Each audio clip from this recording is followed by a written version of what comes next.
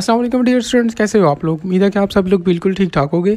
तो आज की इस वीडियो में चलो हम लोग बात करेंगे about the DPT first semester exam.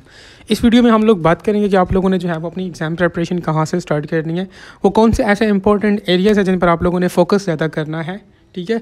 और इसमें फर्दर हम लोग ये भी बात करेंगे कि आप लोगों ने जो है वो किस सब्जेक्ट को कहाँ से कवर करना है, लाइक किस सब्जेक्ट के लिए बुक फॉलो करनी है और कौन से सब्जेक्ट के लिए स्लाइड फॉलो करनी है। तो इन डिटेल इंशाल्लाह हम लोग इस वीडियो में बात करेंगे। अलॉन्ग विद दैट इसमें हम लोग कुछ इंपॉर्टेंट टॉपिक्स, कुछ इंपॉर्टेंट फैक्ट्स के बारे में भी बात करेंगे। सो वीडियो स्टार्ट करने से पहले आप सब लोगों से एक रिक्वेस्ट है कि अगर आप लोगों ने चैनल को सब्सक्राइब नहीं किया हो तो काइंडली आप सब लोग चैनल को सब्सक्राइब कर लो, क्योंकि ये आप लोगों की तरफ से इनाम होता है, हमारे लिए मोटिवेशन होती है। सेकंड थिंग इज़ दैट आप सब लोग कोशिश करो कि वीडियो को बिल्कुल लास्ट तक देखो, सो दैट आप लोगों से किसी भी किस्म का पॉइंट, किसी भी किस्म की इन्फॉर्मेशन जो है वो मिस ना हो। So without any further delay हम लोग चलते हैं अपनी वीडियो। अच्छा जी, फर्स्ट सेमेस्टर डीपीटी में आप लोगों के पास टोटल 6 सब्जेक्ट्स होते हैं। उन 6 सब्जेक्ट्स में जो सबसे टफ सब्जेक्ट होता है वो जो कि स्टूडेंट्स समझ रहे होते हैं वो एनाटमी है। सो इसलिए हम लोग फर्स्ट ऑफ ऑल एनाटमी पर ही बात करेंगे। अब एनाटमी में आप लोगों के पास फर्दर 3 पोर्शंस हैं। Number 1 is your general anatomy, दूसरे नंबर पे आप लोगों के पास आता है अपर लिम्ब एनाटमी और थर्ड पे आप लोगों के पास आता है थॉरिक्स, ठीक है। फर्स्ट ऑफ ऑल हम लोग बात करते हैं जनरल एनाटमी के बारे में। देखो जनरल एनाटमी जो है वो ये लेस इंपॉर्टेंट एरिया है, ठीक है। आप लोगों ने मैक्सिमम टाइम यहाँ पर वेस्ट नहीं करना। इस पोर्शन में से मैक्सिमम जो है वो हार्डली 4 to 5 MCQs, या अगर बहुत ही जुल्म हो तो 5 to 6 MCQs आते हैं। इससे ज़्यादा MCQs एटलीस्ट इस पोर्शन से नहीं आते। सो लिहाजा आप लोगों ने अपना मैक्सिमम टाइम इस पोर्शन पर वेस्ट नहीं करना। स्टूडेंट्स इस पोर्शन पर मैक्सिमम टाइम वेस्ट कर देते हैं, फिर आगे उनके पास अपर लिम्ब और थॉरक्स के लिए टाइम ही नहीं बचता। सो लिहाजा आप लोगों ने इस पोर्शन पर जो है वो बहुत कम टाइम जो है वो वेस्ट करना है, ठीक है। अब इस पोर्शन में आप लोगों ने फोकस क्या क्या करना है। देखो इस पोर्शन में आप लोगों ने जो है वो सिंपल जनरल डेफिनेशंस, जिस तरह के आप लोगों के पास लिगामेंट क्या होता है, टेंडन, कॉन्डाइल, एपिकॉन्डाइल, एपोन्यूरोसिस, इस तरह की डेफिनेशंस आप लोगों के पास सिलेबस में गिवन है। आप लोगों ने उन डेफिनेशंस को मस्ट करना है, वहाँ से MCQs होते हैं। अलॉन्ग विद दैट आप लोगों के पास सेंट्रल वस्कुलर सिस्टम है, नर्वस सिस्टम है, या इस तरह से बाकी भी चीज़ें हैं, बोन्स हैं, मसल्स हैं, इनकी टाइप्स, ठीक है। समटाइम्स वो आप लोगों से पूछते हैं कि फ्लैट बोन कौन सी है, लार्ज बोन कौन सी है, लाइक इस तरह से आसान MCQs होते हैं, ठीक है। अच्छा, इसके लिए आप लोगों ने या तो IPMR पेशावर कैंपस की स्लाइड्स देख लेनी है, वो कम्प्लीटली आप लोगों का ये पोर्शन कवर करवा देती हैं। लेकिन अगर वो स्टूडेंट्स जिसने ऑलरेडी BD84 से इसको कवर किया हुआ है तो आप लोग जस्ट वहाँ से ही क्विकली इसको रिवाइज कर लो, दैट इज़ इट। लेकिन अगर किसी स्टूडेंट ने ऑलरेडी इस चैप्टर को नहीं किया हो तो अभी इस वक्त BD84 पढ़ने की ज़रूरत नहीं है, क्योंकि वो एक पूरी बुक है। अभी इस वक्त आप लोग अगर इसको पेशावर कैंपस की स्लाइड से कवर कर लो तो वो भी काफ़ी है, क्योंकि इस पोर्शन में से MCQs ही 4 to 5 MCQs होंगे, इससे ज़्यादा MCQs नहीं होंगे। उसके बाद हमारे पास नेक्स्ट पोर्शन है अपर लिम्ब। आप लोगों का जो पेपर होता है उसमें मैक्सिमम पोर्शन जो है वो अपर लिम्ब और थॉरक्स से होता है, ठीक है। सो आप लोगों ने इन दोनों चैप्टर्स को बहुत अच्छी तरह से कवर करना है।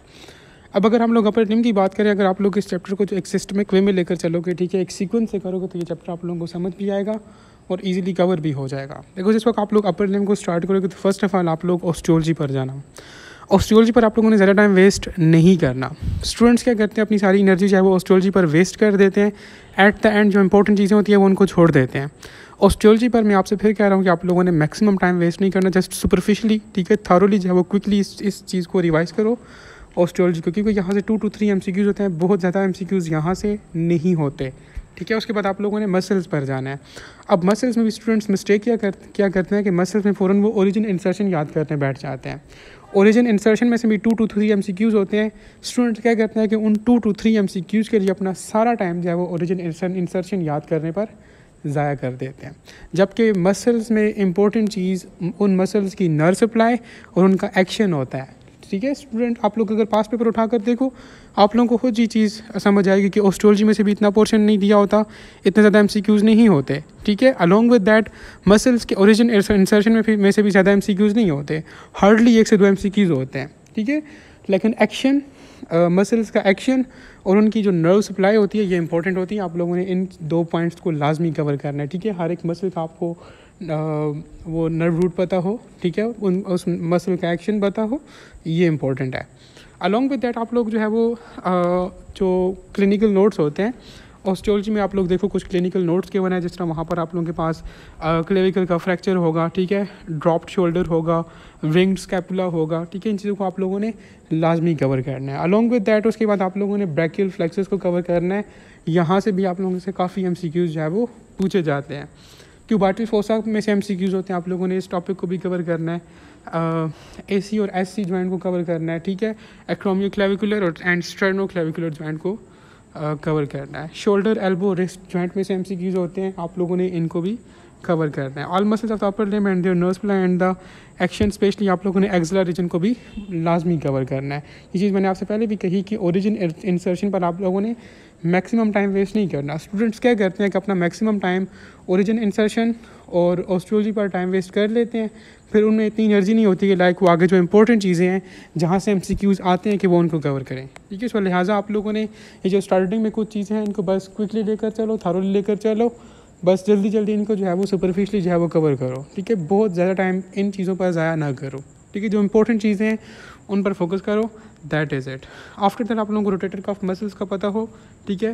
क्लिनिकल नोट्स इंपॉर्टेंट होते हैं, फर्स्ट सेमेस्टर में इतने ज़्यादा इंपॉर्टेंट नहीं होता, लेकिन आप लोग एक मरतबा लाजमी पढ़ लो, समटाइम्स MCQs आ जाता है, ठीक है। अपर लिम्ब मैंने आपसे पहले भी कहा कि ये इंपॉर्टेंट पोर्शन है, यहाँ से काफ़ी ज़्यादा MCQs होते हैं। सो लिहाजा आप लोग इसको इसी सीक्वेंस में लेकर चलो जिस सीक्वेंस में मैंने आपको बताया कि ऑस्ट्रोलॉजी करो लेकिन उस पर ज़्यादा टाइम वेस्ट ना करो।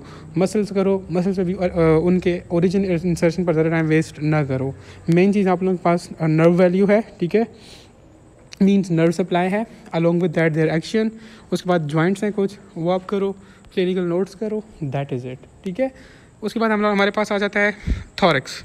अब थोरैक्स में से भी जो है वो समटाइम्स MCQs आ जाते हैं, ठीक है, और ये भी इम्पोर्टेंट पोर्शन है आप लोगों के पास। इसमें से आप लोगों ने जो है वो ये sternum, intercostal cartilage, intercostal muscles, diaphragm, ठीक है, इन चीज़ों को कवर करो, यहाँ से MCQs होते हैं। आप लोगों को रिब्स का पता हो कि हमारे पास ट्रू रिब्स कौन कौन सी हैं, फॉल्स रिब कौन कौन सी हैं, फ्लोटिंग रिब्स कौन कौन सी हैं, एक MCQ यहाँ से होता है। अलॉन्ग विद दैट आप लोग को पता हो कि टिपिकल रिब्स कौन सी हैं और एटिपिकल रिब्स कौन सी हैं। अगर आप लोग ट्रू फॉल्स और फ्लोटिंग रिब्स और साथ में जो है वो टिपिकल एटिपिकल रिब्स को जो है वो याद करते हो तो यहाँ से आप लोगों के 2 MCQs कवर होते हैं, यहाँ से लाजमी MCQ होता है, ठीक है। अलॉन्ग विद दैट आप लोगों को स्टर्नल एंगल का पता हो, ज़ाइफाइड प्रोसेस का पता हो, मीडियास्टाइनम का पता हो, कॉस्टल ग्रूव का पता हो, ठीक है, प्लूरा का पता हो, पेरिकार्डियम का पता हो, लेफ़्ट राइट ब्रोंकाई का पता हो और लेफ़्ट राइट लंग का भी पता हो। यहाँ से भी MCQs होते हैं और ये इस चैप्टर में से जो MCQs होते हैं वो काफ़ी ईजी MCQ होते हैं। आप लोग इस चैप्टर को भी अगर कवर कर लो तो आप लोगों के काफ़ी अच्छे खासे MCQs जो है वो कवर हो जाते हैं, ठीक है। अब एक चीज़ मैंने मिस की कि आप लोगों ने ये कवर कहाँ से करना है। जनरल एनाटमी का तो मैंने आपसे कहा कि अगर आप लोगों ने ऑलरेडी BD-84 से वो चीज़ें पढ़ी हुई हैं तो आप लोग इस वक्त BD-84 को ही पढ़ो, वहाँ से ही क्विकली रिवाइज़ करो। लेकिन अगर आप लोग स्लाइड्स पढ़ जाते हो तो आप लोग पढ़ सकते हो, लेकिन वो स्टूडेंट्स जिसने ऑलरेडी BD-84 नहीं पढ़ी हुई तो इस वक्त वो BD-84 पर मत जाए, वो जस्ट अपना टाइम वेस्ट करेगा। अगर आप लोगों ने BD-84 नहीं पढ़ी तो सिंपल स्लाइड से ही पढ़ो जनरल एनाटमी। अपर लिम्ब की बात करूँ तो आप लोग अपर लिम्ब टोटली जो है वो बुक से कवर करो, वहाँ से आप लोगों को समझ भी आएगा। इसकी स्लाइड्स कुछ इतनी अच्छी खास नहीं है, ठीक है, वहाँ से आप लोगों को चीज़ समझ नहीं आएगी, ठीक है। आप लोग जस्ट फिर उसको छोड़ते जाओगे, आप लोग जस्ट बोर हो जाओगे। हालांकि जब आप लोग बुक से करोगे, एक सीक्वेंस से करोगे तो आप लोगों को ये चीज़ ईजिली समझ भी आएगी और आप लोगों का जो है वो मीन्स इस चीज़ को कवर करने का दिल भी करेगा, ठीक है। लेकिन स्लाइड्स से ये चीज़ कवर नहीं होती। थोरैक्स जो है वो ये आप लोग बुक से भी कर सकते हो, लेकिन इसकी slides as compare to upper limb कुछ ठीक ही हैं। मींस बंदे को कुछ ना कुछ मेन चीज़ें कवर करवा ही देती हैं, कुछ हद तक MCQs आप लोगों का कवर हो जाता है। सो ये था ऑल अबाउट एनाटमी, ठीक है। उम्मीद है कि आप लोगों ने जो है वो सीख लिया होगा कि लाइक आप लोगों ने इसको कवर कैसे करना है, ठीक है। तो आप लोग अगर इसी सीक्वेंस से लेकर चलोगे तो इंशाल्लाह आपका एनाटमी का पोर्शन जो है वो बड़ी आसानी के साथ कवर हो जाए। एनाटमी के बाद जो स्टूडेंट्स होते हैं उनको फिजियोलॉजी जो है वो काफ़ी मुश्किल लग रही होती है। हालांकि फिजियोलॉजी काफ़ी आसान पोर्शन है, ठीक है, ईजिली कवर हो जाता है, ठीक है। इसमें आप लोगों के पास 3 पोर्शंस आ जाते हैं। Number 1 is your cell physiology, उसके बाद आप लोगों के पास नर्व्स एंड मसल्स की फिजियोलॉजी, एंड थर्ड पे आप लोगों के पास CVS कार्डियोवास्कुलर सिस्टम की फिजियोलॉजी। तो फर्स्ट ऑफ ऑल हम लोग बात करते हैं सेल फिजियोलॉजी पर।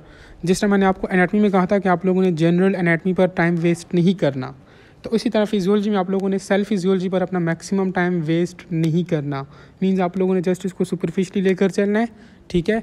अपना मैक्सिमम टाइम आप लोगों ने यहाँ से सेव करना है, क्योंकि इसमें से हार्डली 4 to 5 या 5 to 6 MCQs होते हैं, इससे ज़्यादा MCQs नहीं होते। सो लिहाजा आप लोगों ने जो है वो सेल फिजियोलॉजी पर अपना ज़्यादा टाइम वेस्ट नहीं करना।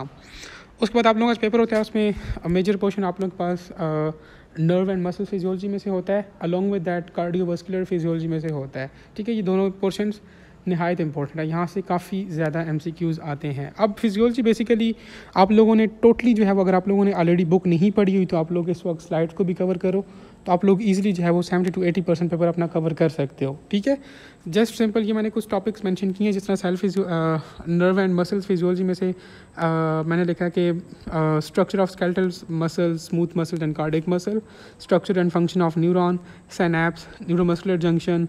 ठीक है, तो मींस ये टॉपिक्स इंपॉर्टेंट है, लेकिन आप लोग इन टॉपिक्स पर फोकस करो, लेकिन आप लोगों ने कवर ये सारा चैप्टर करना है। ठीक है, जो चीज़ स्लाइड्स में मौजूद है ना, आप लोगों के पास फिजियोलॉजी की जितनी भी स्लाइड्स हैं आप लोग जस्ट उनको कवर कर लो, साथ में 1-2 पास पेपर कर लो, तो आप लोगों का पेपर कवर हो जाता है आसानी के साथ। ठीक है, इस तरह आप लोगों के पास कार्डियोवास्कुलर फिजियोलॉजी में जो है वो आप लोगों के पास कार्डियक साइकिल है, ECG इंटरप्रिटेशंस है, ब्लड वेसल्स की टाइप्स हैं, हार्ट साउंड्स हैं। हार्ट साउंड में से 1 से 2 MCQs लाजमी होते हैं। ठीक है, ब्लड प्रेशर में से 1 से 2 MCQs लाजमी होते हैं। कार्डियक इरिदम्स है। ठीक है, तो ये कुछ इंपॉर्टेंट टॉपिक्स हैं, आप लोग इनको लाजमी फोकस करो। एंड ओवरऑल बस मैं यही बोलूँगा कि आप लोगों ने जो है वो ये फिजियोलॉजी जो है वो कम्प्लीटली जो है वो स्लाइड से कवर कर लेनी है। ठीक है, जितनी भी स्लाइड्स आप लोगों के पास मौजूद हैं आप लोग उनको कवर करो, साथ में 2 से 3 पास पेपर्स करो, that is it. In this and that में आप लोग अपना फिजियोलॉजी का पोर्शन कवर कर लोगे। ठीक है, बस फिजियोलॉजी में यही है। और वो स्टूडेंट जिन्होंने गाइटन हॉल से स्टडी किया हुआ था, तो अभी इस वक्त वो गाइटन हॉल से रिवीजन कर सकते हैं, लेकिन वो उनको भी ये एक रिकमेंडेशन है कि आप लोग स्लाइड्स को लाजमी देखो। ठीक है, पेपर मोस्टली फिजियोलॉजी का पेपर स्लाइड। नेक्स्ट सब्जेक्ट आप लोगों के पास काइनेजियोलॉजी का है। इसका पेपर कुछ हद तक ईजी होता है और वो almost slides plus past paper से कवर हो जाता है। ठीक है, यहाँ पर कुछ चीज़ें मैंने मेंशन की हैं, derive positions, fundamental positions, walking aids and gait training devices, axis and plane position movements, lever and its orders. ठीक है, ये कुछ चीज़ें हैं, यहाँ से जो है वो MCQs आते हैं। ठीक है, इसके लिए आप लोग जस्ट सिंपल IPMR की स्लाइड्स प्लस पास पेपर करो तो आप लोगों का ईजिली पेपर कवर हो जाता है। लेकिन अगर आप लोगों ने इस सब्जेक्ट को बुक से कवर किया है तो वो भी जो है वो ठीक है, लेकिन आप लोग फिर भी स्लाइड्स को जो है वो मस्ट रीड करो।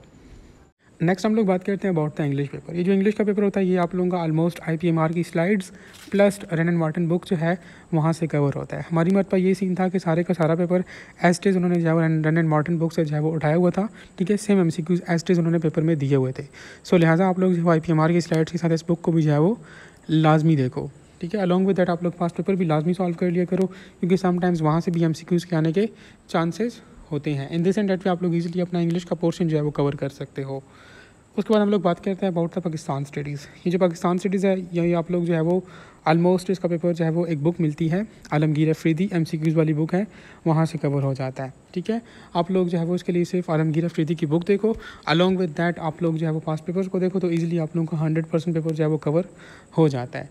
यहाँ पर आप लोगों के लिए एक प्रो टिप है, वो ये है कि स्टूडेंट्स क्या करते हैं कि जो टॉपिक्स जो है वो उनको सिलेबस में गिवन होते हैं वो जस्ट उन्हीं टॉपिक्स के MCQ सॉल्व कर लेते हैं और वो समझते हैं कि उनकी तैयारी हो गई है। लेकिन समटाइम्स KMU में जो है आउट ऑफ सिलेबस MCQs भी आते हैं, तो उसके लिए जो है आप लोग पाकिस्तान स्टडीज़ में जो है वो कोशिश करो कि इस सारी बुक को जो है वो थारोली देख लो। पहले जो टॉपिक्स आप लोगों के पास सिलेबस में इंक्लूडेड हैं आप लोग उनको कवर कर लो, उन पर ज़्यादा फोकस करो। लेकिन अगर आप लोगों के पास टाइम है तो आप लोग बाकी जो है वो टॉपिक्स जो है वो उनके MCQs को भी एक मरतबा लाजमी जो है वो रीड आउट कर लो, सो दैट अगर in case out of syllabus MCQs आता भी है तो आप लोग उसको ईजिली टैकल कर सको। आप लोगों ने अगर KMU का रिजल्ट देखा हो तो वहाँ पे कुछ स्टूडेंट्स की पाकिस्तान स्टडीज़ में भी सुपरीज आ जाती हैं, तो उसके पीछे मेन रीज़न यही है कि sometimes paper out of syllabus जो है वो आया होता है, लेकिन समटाइम्स। ठीक है, हर मरतबा ऐसा नहीं होता। ठीक है, इन दिस एंड डेट पे आप लोग अपना पाकिस्तान स्टडीज़ का पेपर इजीली जो है वो 100% कवर कर सकते हो। उसके बाद हम लोग बात करते हैं कंप्यूटर के बारे में। कंप्यूटर के में भी जो आप लोगों ने जो है वो पेशावर कैंपस की स्लाइड्स देखनी है, along with that pass papers देखने हैं। ये जो है आप लोगों का जो है वो पेपर कवर ईजिली कर देते हैं। यहाँ पर मोस्ट इंपॉर्टेंट चीज़ है वो आप लोगों के पास है शॉर्टकट कीज़। ठीक है, कंप्यूटर के पेपर में तकरीबन 10 to 15 MCQs जो है वो शॉर्टकट कीज से होते हैं। सो लिहाजा आप लोग शॉर्टकट कीज़ को जो है वो मस्ट प्रिपेयर करो, यहाँ से जो है वो MCQs काफ़ी ज़्यादा होते हैं। इन दिस एंड आप लोग अपना कंप्यूटर का पेपर जो है वो 100% कवर कर सकते हो। सो ये था आप लोगों के पास सारे सब्जेक्ट्स। उम्मीद है कि आप लोगों ने काफ़ी कुछ सीखा होगा। आप लोगों ने यहाँ पर एक चीज़ नोट की होगी कि तकरीबन हर सब्जेक्ट में मैंने आपसे कहा कि पास पेपर जो है वो आप लोगों ने सॉल्व करना है। ठीक है, तो यहाँ से आप लोग कम से कम ये एस्टिमेट लगा लो कि पास पेपर जो है वो इंपॉर्टेंट है। ठीक है, वहाँ से जो है वो समटाइम्स MCQs आने के चांसेस होते हैं। So don't skip pass papers, उनको लाजमी कवर करके जाओ। ठीक है, स्टिल कोई क्वेश्चन है तो आप लोग कमेंट सेक्शन के अंदर पूछ सकते।